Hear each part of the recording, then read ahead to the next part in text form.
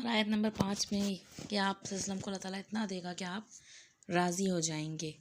तो हम देखते हैं कि दुनिया में भी आप वसल्लम को इतने एजाज़ दिए गए, दूसरी सूरत में भी आता है वरफ़अना लका ज़िक्र का, आपका ज़िक्र बुलंद किया गया, आपको ख़ातिमुन नबीयीन बनाया गया और आप सल्लल्लाहु अलैहि वसल्लम के हाथों दीन मुकम्मल हुआ, सहाबा किराम जैसे साथी नसीब हुए और आखिरत में भी फिर आप सल्लल्लाहु अलैहि वसल्लम को मकाम शफ़ाअत और वसीला का मकाम और मकाम महमूद, हौज़ कौसर और जन्नत में आला सब अम्बिया का सरदार बनाया गया आप सल्लल्लाहु अलैहि वसल्लम को।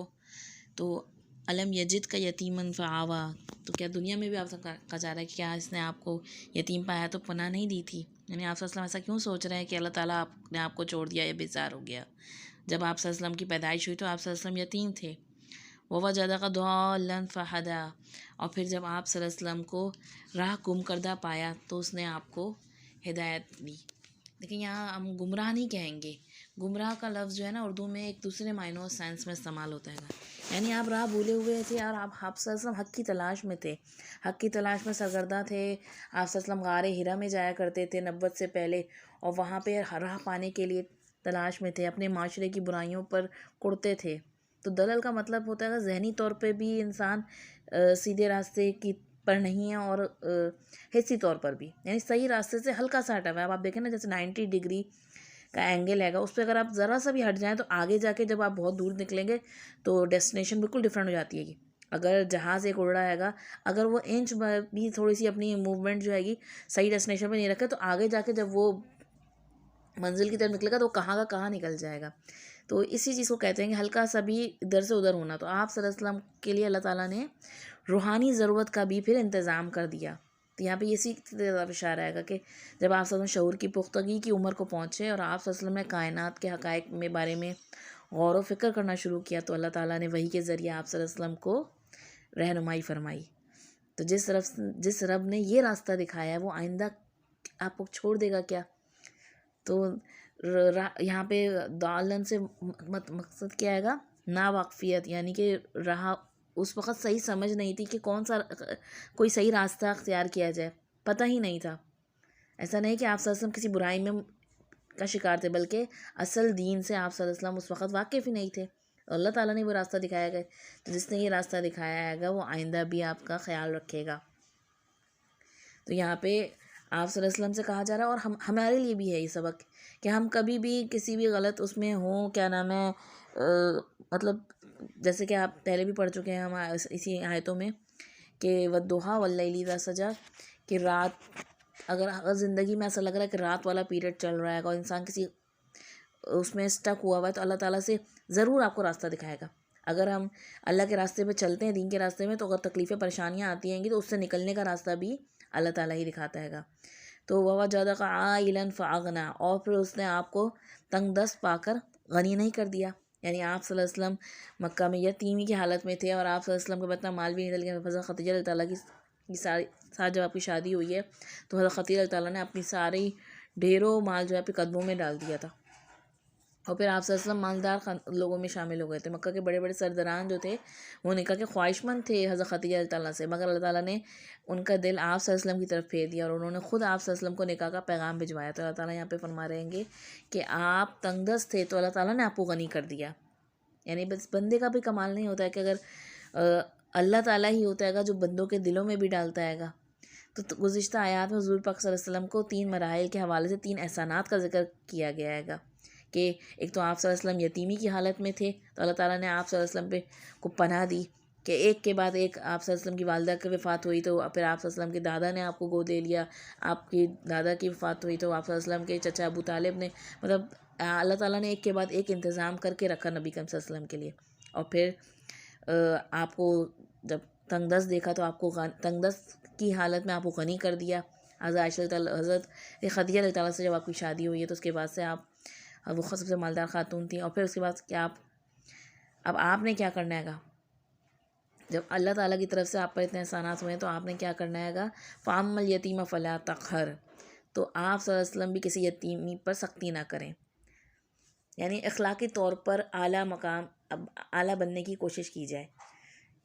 और तक़हर जो है ना, इसमें लफ्ज़ जो है कहर, इसका मतलब होता है ज़बरदस्त को कमज़ोर पाकर दबा देना। तो जब इंसान किसी की मदद करने लगता है, किसी पे एहसान करने लगता है, तो क्या करता है, जिसकी मदद करता है उसको चाहता है कि उसको अपने कंट्रोल में कर ले, उसको सांस भी नहीं दिया, वो आपके ही उसमें अंडर में चले, जो आप कहें वो ही करे। तो यहाँ पे उस चीज़ से मना किया जा रहा है कि अगर यतीम पाते हैंगे तो उस पर सख्ती ऐसी ना की जाए, उसको ऐसा नहीं कि अपने ही कंट्रोल में करने की कोशिश किया कि अब वो सिर्फ आप ही की मर्ज़ी से चले, बल्कि उस पर एहसान कीजिए। वम्मा साइला फ़ला तनहर, और आप किसी साइल को ना झिड़कें। एक वक्त था जब आप सल्लल्लाहु अलैहि वसल्लम हकीकत की तलाश में सरगर्दा थे, तो हमने आपको हिदायत दी। साइल से मुराद एक तो हिस्सी तौर पे मांगने वाला भी होता है, और इसी तरीके से इल्मी सवाल पूछने वाले को भी साइल कहते हैंगे। तो आप सल्लल्लाहु अलैहि वसल्लम भी किसी साइल को अपनी हाजत लेकर कोई आपके पास आए तो उसकी हाजत रवाई करें और उसे झिड़के नहीं। तो ये आयत जो है ना, ये हम सब के लिए एक मैसेज आएगी कि एक दफ़ा नबी करीम सल्लल्लाहु अलैहि वसल्लम की रवायत में आता है, आपने फरमाया हैगा, क्या मैं तुम्हें ऐसे आदमी का ख़बर ना दूँ जो सबसे बदतर है। तो सहाबा कराम ने पूछा, जी बताएं। तो आप फरमाया, वो शख्स जिससे अल्लाह के नाम पर मांगा जाए और वो ना दे, या कह दे जा बाबा माफ़ कर।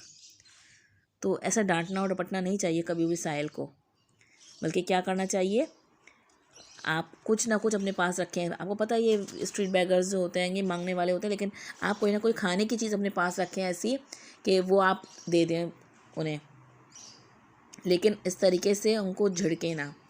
तो यहाँ पे ये जा रहेगा कि और साहिल से मुराद पूछने वाला भी हो सकता है। कोई अगर अल्लाह ने आपको दीन की समझ दी है, दीन के बारे में बताया होगा, तो आप भी दूसरों को मदद करें और दूसरों के सवाल का जवाब देना, दूसरों की बात सुन लेना, ये सब चीज़ें भी इसी में आती हैं।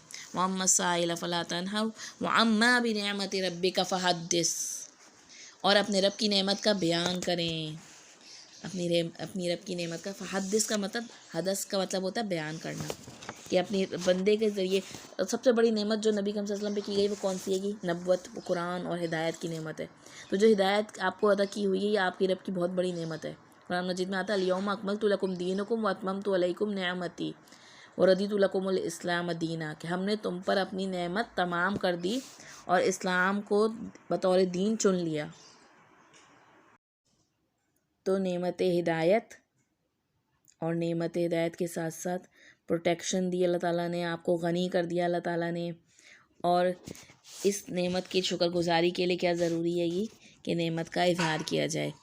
इंसान भी कोई आपको शुक्र, क्या नाम है, इंसानों की तरफ से भी कोई एहसान मिले तो उसके लिए भी नबी सल्लल्लाहु अलैहि वसल्लम फरमाया, मन लम यशकुरुन्नास लम यशकुरुल्लाह, जो लोगों का शुक्र अदा नहीं करता वो अल्लाह का भी शुक्र अदा नहीं करता। इसी तरीके से शुक्रगुजारी में ये भी है कि अपनी ज़ात पर भी ख़र्च करें, यानी अपनी ज़ात पर भी इंसान की नेमत नज़र आनी चाहिए जो। और दीन की नेमत के लिए ज़रूरी है कि दीन की नेमत से जो फ़ायदा हमें ख़ुद हो रहेगा, अल्लाह के कलाम से जुड़ने से, समझने से जो फ़ायदा हमारे दिल को, हमारी ज़ात को पहुँच रहेगा, वो दूसरों को भी फ़ायदा बताएं। यानी अपनी तारीफ़ नहीं, बल्कि ऐसा नहीं कि अपनी तारीफ़ करें कि मैंने ये सीख लिया, मैं ये जानती हूँ, बल्कि जो हासिल हुआ है इसके फ़ायदे बताएं लोगों को। तो इसके लिए ज़रूरी है कि नेमत कुरान को आगे फैलाया जाए, और जो अल्लाह ने माल दिया है उसको भी दूसरों को साथ शरीक किया जाए, और ज़बान से भी ज़िक्र करना नेमत का, और नेमत जो है वो हमारी ज़ात पर भी नज़र आए, अल्लाह ताला की अदा की हुई जो कुछ अल्लाह ने दिया है उसका असर जो है वो हमारी ज़ात पर भी नज़र आना चाहिए। तो अम्मा बिनिअमति रब्बिका फहद्दिस, कि बंदे के ज़रिए जो भी नेमत मिलेगी तो बंदों का भी शुक्र अदा किया जाए, और लोगों के मजमे में उसका ज़िक्र कर सकते हैं शुक्रगुजारी के तौर पे। और जो अल्लाह ताला की तरफ से हमें नेमत दी जा रही है कि नेमतें तो बहुत सारी हैं, लेकिन ख़ास तौर पे नेमत हिदायत के बारे में यहाँ पे, तो उसका भी ज़िक्र किया जाए, उसको भी आगे फैलाया जाए, उसको अपनी ज़ात तक महदूद ना करके ना बैठ जाए, बल्कि अपने तर्ज़ अमल में ढाला जाए। और अल्लाह ताला हिदायत की दौलत से जो नवाजा है, इसे चाहिए कि इसको खैर के काम आम करे और ज़्यादा से ज़्यादा लोगों तक खैर पहुंचाने की कोशिश करे। तो ये जो सूरत हैगी, ये बहुत होपफुल सूरत हैगी हम सब के लिए कि अल्लाह ताला ने नेमत हिदायत दी है, इसे हम सब भी आगे बाँटें।